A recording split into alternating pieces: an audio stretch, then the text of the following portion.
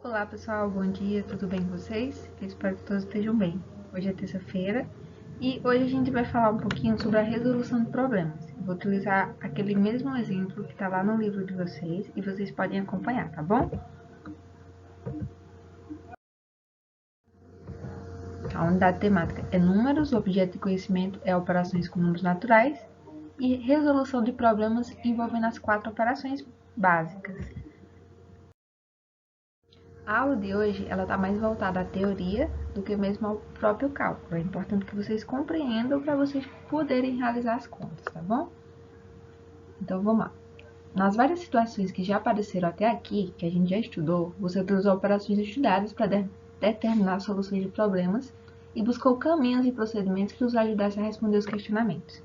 Então, um dos problemas maiores é interpretar o que a questão tem. Veja agora com mais detalhe como a resolução de um problema ela pode ser feita. Vamos ver de forma detalhada qual é a melhor maneira para facilitar a nossa compreensão. É importante a leitura e interpretar bem o que a questão está pedindo. Diante de uma situação problema, ou seja, de uma situação que deve ser resolvida, é importante observar algumas etapas que vai auxiliar a determinar a solução. Para isso é preciso ler e compreender o enunciado do problema, tá certo? Planejar a solução. E aí, como é que se resolve essa situação? Executar o que planejou, né? O que foi que eu planejei? Eu vi lá que eu preciso fazer uma operação de adição. O que aconteceu lá foi um aumento de valores. Depois, a gente tem que verificar se resolveu corretamente o problema.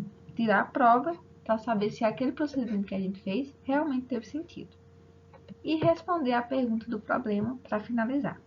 Vamos ver aqui um exemplo detalhado com as várias etapas de resolução. Por exemplo, temos o exemplo: Beto e Carla têm juntos 153 figurinhas. Beto tem 19 figurinhas a mais do que Carla. Quantas figurinhas cada um tem? Então, a gente sabe que eles juntos têm 153.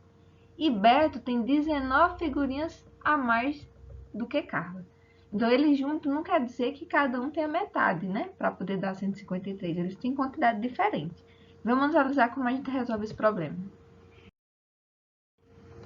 Lendo e compreendendo. O mesmo exemplo que a gente viu no slide anterior. Inicialmente, você precisa ler e compreender o enunciado do problema. Quais informações a gente pode usar? Juntos, eles têm 153 figurinhas. Beto tem 19 figurinhas a mais do que Carla. Então, quais perguntas vamos responder? Quantas figurinhas Beto tem e Carla? Aí vamos analisar qual estratégia você vai escolher para resolver esse problema. Planejando a solução. Agora você vai planejar a solução, ou seja, vai pensar em quais estratégias usará para resolver o problema. Por tentativa e erro, a gente vai tentar, né, e ver, depois provar para ver se deu certo.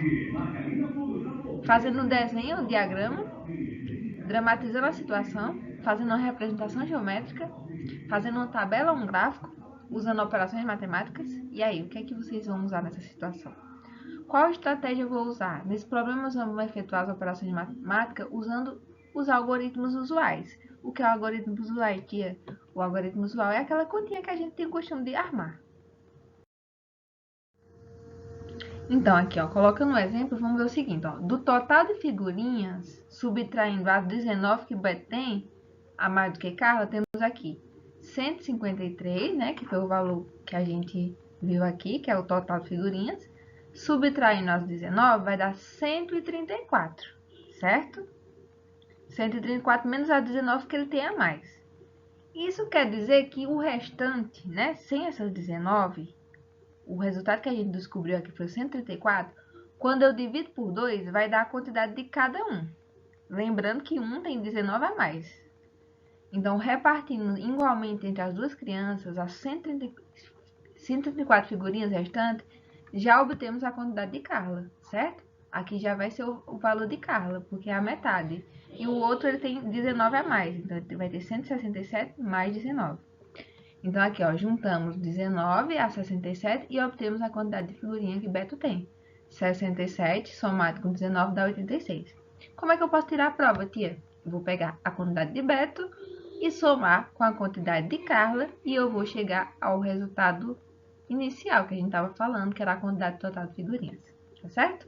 Então, nesse exemplo, a gente utilizou a subtração e utilizou a divisão e a adição, né? Agora, vamos resolver, né? Verificar se o problema foi resolvido corretamente. Que foi o que eu já falei no slide anterior, mas a gente não pode pular essa etapa na hora da explicação. Este é o momento de verificar se o problema foi resolvido corretamente. Para isso, verificamos se os cálculos eles estão corretos e se o valor obtido é razoável em relação ao que o problema pede. Como posso verificar se os cálculos estão corretos? Se eu somar 67 com 86 para ver se dá 153, né?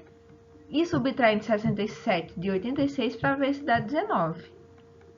Porque a questão, ela fala, né, que Beto tem a mais de 19 figurinhas. Então, eu vou pegar a quantidade de Beto, que a gente, segundo o nosso cálculo, deu 86, né? Subtrair pela quantidade que a gente descobriu que Carla tem e descobrir as 19. A gente confere que Beto tem 19 figurinhas a mais, né? E se eu somar a quantidade de um com a do outro, a gente vai chegar ao resultado total. Então, os valores 86 para Beto e 67 para Carla estão de acordo com a proposta do problema. E respondendo a pergunta do problema. Agora, você pode registrar a resposta do problema. Beto tem 86 figurinhas e Carla tem 67 figurinhas, tá bom?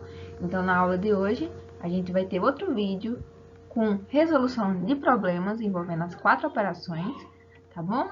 E qualquer dúvida, vocês entrem em contato comigo, tá bom, pessoal? A atividade está disponibilizada, como de costume, lá no Google Sala de Aula, tá certo?